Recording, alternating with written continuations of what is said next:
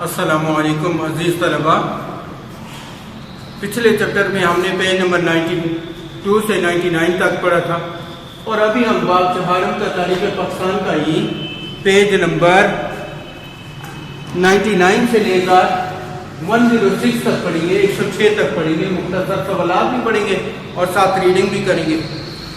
سب سے پہلے میرے بچوں، اللہ کے حبیب صلی اللہ تعالیٰ علیہ وآلہ وسلم نے ارشاد فرمایا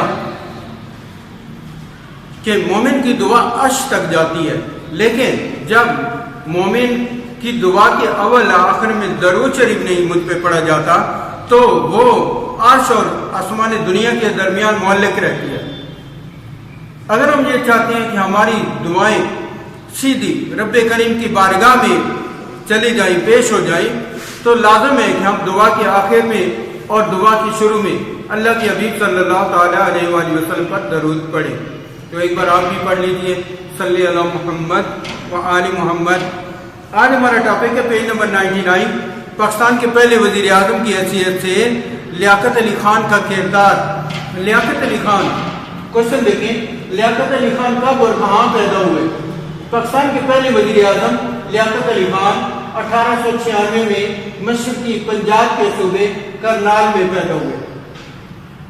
آپ 1923 میں مسلم لیگ میں شامل ہوئے، 1936 میں مسلم لیگ کے جنرل سیکریٹری بنے اور 15 اگست 1947 کو پاکستان کے پہلے وزیر اعظم کی حیثیت سے آپ نے اپنے عہدے کا حلف اٹھایا، اور آپ نے 16 اکتوبر 1951 کو شہادت پائی۔ دوسرا کوشچن دیکھیں، لیاقت علی خان کب شہید ہوئے؟ 16 اکتوبر 1951 کو راولپنڈی میں ایک جلسے عام سے، لیاقت باغ جسے اب کہا جاتا ہے، ایک جلسے عام سے خطاب کرتے ہوئے آپ کو شہید کر دیا گیا۔ آپ کی خدمات میں سب سے پہلے آپ نے پنڈت نہرو کے ساتھ سرحدی دورہ کیا، کیونکہ نئی نئی پارٹیشن ہوئی تھی اور مسلم کش فسادات جاری تھے۔ آپ نے سرحدی علاقوں کا دورہ کیا اور انسانی خون بہانے کی مکروہ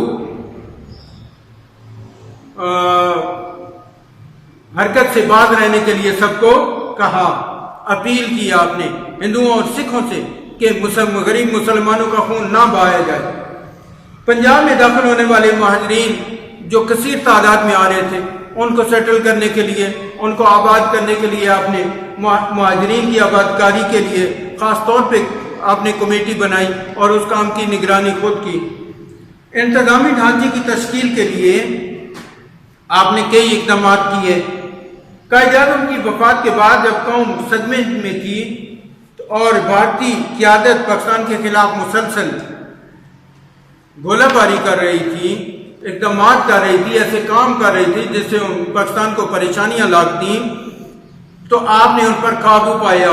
آپ بہترین قائدانہ صلاحیتوں کے مالک تھے اور قوم نے آپ کو قائد ملت کا خطاب دیا۔ لیاقت علی خان کے عہد میں پاکستان انڈسٹریل ڈیولپمنٹ کارپوریشن کا کیا معاملے میں لایا تاکہ پاکستان تیزی سے ترقی کرے؟ 1949 میں 12 مارچ 1949 کو آپ نے قرارداد مقاصد منظور کروائی، اور قرارداد مقاصد کی منظوری سے آئین کی تشکیل کی راہ ہموار ہو گئی۔ کوشچن دیکھیں، قرارداد مقاصد کب منظور ہوئی؟ پہلے وزیر اعظم لیاقت علی خان نے 1949 میں قرارداد مقاصد منظور کرائی اور نئے آئین کی تیاری کے لیے بنیادی اصولوں کی کمیٹی بنائی۔ یہی قرارداد بعد میں بننے والے تمام قوانین کے، تمام دساتیر کا افتتاحیہ بنی، اور پھر 1985 میں اسے آئین کا حصہ بنا دیا گیا۔ خارجہ پالیسی کے لحاظ سے اپنی اسلامی دنیا اور دیگر ممالک کے ساتھ خوشگوار تعلقات قائم کیے۔ قیام پاکستان کے بعد بھارت میں ہندو قوم کی طرف سے مسلمانوں کے خلاف شدید بغض و عناد تھا۔ آپ نے اس کے لیے بھارت کا دورہ کیا اور حکومت کی توجہ اس طرف مبذول کروائی، اور 1950 میں جب آپ نے دورہ کیا تو لیاقت نہرو معاہدہ طے پایا۔ نیکسٹ کوشچن دیکھیں، لیاقت نہرو معاہدہ کب ہوا؟ لیاقت علی خان نے 1950 میں بھارت کا دورہ کیا اور لیاقت نہرو معاہدہ طے پایا۔ 1951 میں جب بھارتی فوجیں پاکستانی سرحد کے پر جمع ہوئی اور غیر یقینی صورتحال پیدا ہوئی تو آپ نے قوم کا حوصلہ بڑھانے کے لیے ملک گیر دورہ کیا۔ یہ آپ کا میرے بچوں کو لانگ کوشچن نمبر 14 ہے، لانگ کوشچن نمبر 14۔ اس کے بعد قرارداد مقاصد، قرارداد مقاصد کے عام نکات اور اس کی اہمیت بیان کریں۔ یہ لانگ کوشچن نمبر آپ کا 2 ہے، یعنی لانگ کوشچن نمبر 6۔ 12 مارچ 1949 کو پاکستان کے پہلے وزیر اعظم لیاقت علی خان کی تحریک پر آئین ساز اسمبلی نے ایک قرارداد مقاصد منظور کی، جس کے عام نکات درج ذیل ہیں۔ نمبر 1 اقتدار اعلیٰ، نمبر 1 اقتدار اعلیٰ۔ اقتدار اعلیٰ سے مراد ہے، اسلام میں اقتدار اعلیٰ سے کیا مراد ہے؟ اسلام میں اقتدار اعلیٰ سے مراد یہ ہے کہ ساری کائنات کا خالق و مالک اللہ تعالیٰ ہے، سارا اقتدار اسی کو حاصل ہے۔ اقتدار مسلمانوں کے پاس اللہ کی امانت ہے اور وہ اللہ کے احکام کے مطابق استعمال کریں گے۔ اقتدار اعلیٰ سے مراد یہ ہوا کہ اس ملک میں حکمیت اللہ تعالیٰ کی ہے اور عوام کے منتخب نمائندے اللہ تعالیٰ کے احکام کی پیروی کرتے ہوئے اس کے مطابق اپنی اختیارات کا استعمال کریں گے۔ دوسرا، اسلامی قانون سازی۔ پاکستان کا آئین قرآن و سنت کی روشنی میں ترتیب دیا جائے گا اور کوئی بھی قانون ایسا نہیں بنایا جائے گا جو قرآن و سنت سے متصادم ہو۔ تیسرا، اسلامی اقدار۔ پاکستان میں اسلامی اقدار، جمہوریت، آزادی، مساوات، رواداری، معاشرتی انصاف کو فروغ دیا جائے گا۔ نمبر 4، اسلامی طرز زندگی۔ انفرادی اور اجتماعی طور پر اسلامی طرز زندگی کو اپنانے کے لیے کوشش کی جائے گی اور اس پر زور دیا جائے گا کہ عوام اسلامی اصولوں کے مطابق اپنی انفرادی اور اجتماعی زندگیاں گزاریں۔ نیکسٹ ہو گیا وفاقی طرز حکومت۔ پاکستان میں ایک وفاق ہوگا جس میں صوبے آئین کے حدود کے اندر رہتے ہوئے اپنی آزادی اور خود مختاری کے مطابق اپنی فرائض سر انجام دیں گے۔ نمبر نیکسٹ، بنیادی حقوق۔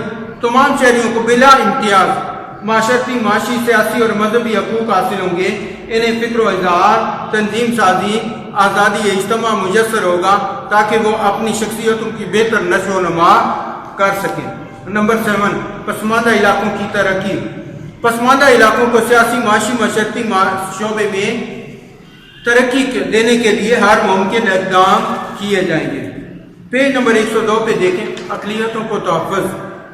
پاکستان کے تمام غیر مسلم شہریوں کو مکمل تحفظ آزادی حاصل ہوگی۔ انہیں اپنے مذہبی فرائض ادا کرنے میں کوئی روک ٹوک نہیں ہوگی۔ وہ اپنی عبادتگاہیں تعمیر کرنے میں آزاد ہوں گے۔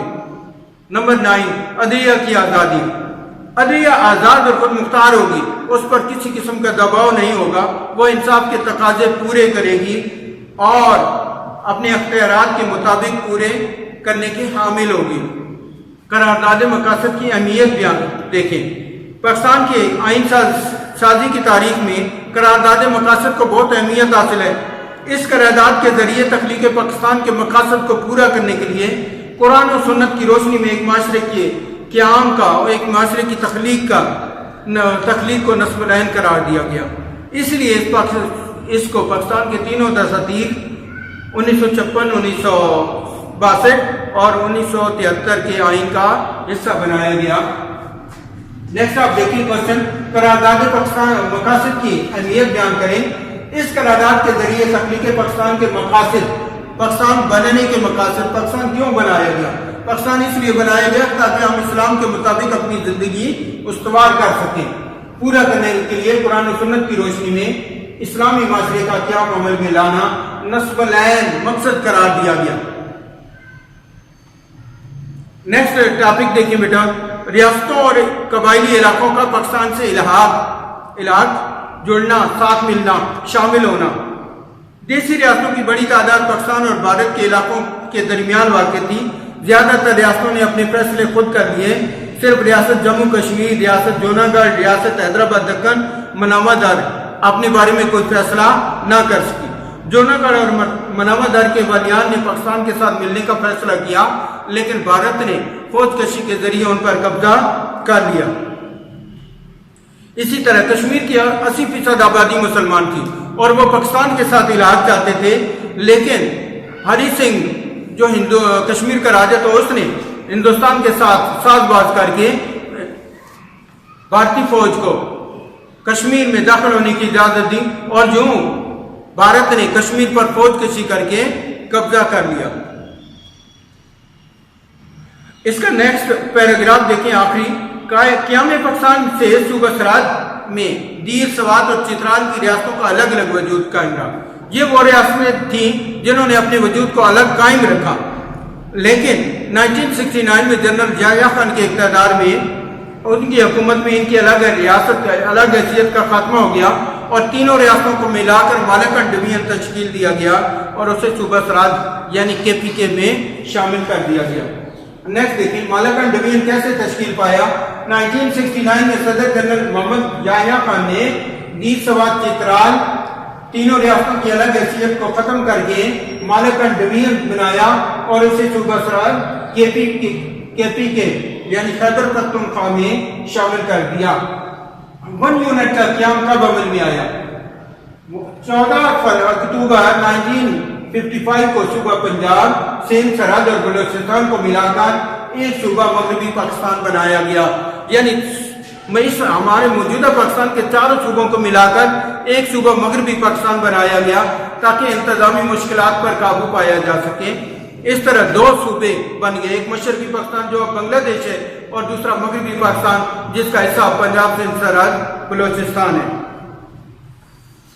اور یہ 1970 تک قائم رہا۔ اس کے بعد پیج نمبر 104 پہ دیکھیں، 1956 کے آئین کے اہم نکات۔ نمبر 1، تحریری آئین۔ یہ وہ آئین تھا جو لکھا ہوا تھا۔ یہ آئین 234 دفعات، 13 ابواب اور 6 گوشواروں پر مشتمل تھا۔ دوسرا، یہ لچکدار آئین تھا، اس میں ترمیم کرنا نہ زیادہ مشکل تھا اور نہ زیادہ آسان۔ وہ 2/3 اکثریت آئین میں ترمیم کی مجاز تھی۔ تیسرا، وفاقی آئین۔ اس آئین کے تحت پاکستان کو ایک وفاقی مملکت قرار دیا گیا اور وفاق میں 2 صوبے تھے، ایک مشرقی پاکستان اور ایک مغربی پاکستان۔ کوشچن دیکھیں، وفاقی آئین سے کیا مراد ہے؟ 1956 کے آئین کے تحت پاکستان کو وفاقی مملکت قرار دیا گیا۔ وفاق 2 صوبوں مشرقی پاکستان اور مغربی پاکستان پر مشتمل ہے، اور 1973 کے آئین میں وفاقی پاکستان وفاقی دارالحکومت 4 صوبوں اور اس سے ملحقہ قبائلی علاقہ جات پر مشتمل ہے۔ اس کے بعد دیکھیں پارلیمانی آئین۔ یہ آئین پارلیمانی نظام کا عامل تھا۔ اس کا سربراہ صدر اور حکومت کا سربراہ وزیر اعظم تھا۔ نیکسٹ دیکھیں، یک ایوانی مقننہ۔ ایک ایوان یعنی ایک قومی اسمبلی مقننہ قانون بنانے والا ادارہ۔ اس آئین کے تحت یک ایوانی مقننہ کا طریقہ رائج کیا گیا جس کا نام قومی اسمبلی تھا اور 300 اراکین پر مشتمل تھی، جس میں سے 150 یعنی 150 ممبر مغربی پاکستان کے تھے اور 150 ممبر مشرقی پاکستان کے۔ 10 خواتین کے لیے نشستیں مخصوص کی گئی تھی۔ عدلیت کی آزادی اس کا ایک حصہ۔ اس آئین کی روح میں عدلیت کی آزادی کی ضمانت دی گئی۔ اعلیٰ ترین عدالت سپریم کورٹ ہوگی اور دونوں صوبوں یعنی صوبہ مشرقی پاکستان اور مغربی پاکستان میں ہائی کورٹس کا قیام عمل میں آیا۔ واحد شریعت سے کیا مراد ہے؟ واحد شریعت سے مراد ہے کسی ایک ملک کی سٹیزن شپ ہونا، کسی ایک ملک کا شہری ہونا۔ واحد شریعت سے کیا مراد ہے؟ واحد شریعت سے مراد ہے کسی ایک ملک کے شہری حقوق حاصل ہونا۔ پاکستان میں واحد شریعت کا اصول رائج ہے۔ پاکستان میں رہنے والے سب پاکستانی کہلائیں گے، یعنی وہ اپنے صوبے کا نام استعمال نہیں کر سکتے بلکہ اپنے ملک کا نام استعمال کرتے ہیں اور یہی ان کی پہچان ہوتی ہے۔ بنیادی حقوق۔ آئین کے مطابق شہریوں کو تمام بنیادی حقوق حاصل ہوں گے اور سرکاری زبانیں 2 قرار دی گئی۔ 1956 میں بنگالی اور اردو کو سرکاری زبان قرار دیا گیا۔ اسلامی دفعات اور 1956 کا آئین کیسے منسوخ ہوا؟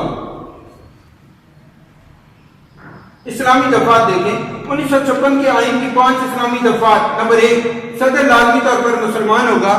نمبر 2، حاکمیت اللہ تعالیٰ کی ہوگی، یعنی ملک میں حکومت اللہ تعالیٰ کی ہوگی اور اللہ کے نائب کی حیثیت سے منتخب عوام کے نمائندے اپنے اختیارات کا استعمال کریں گے۔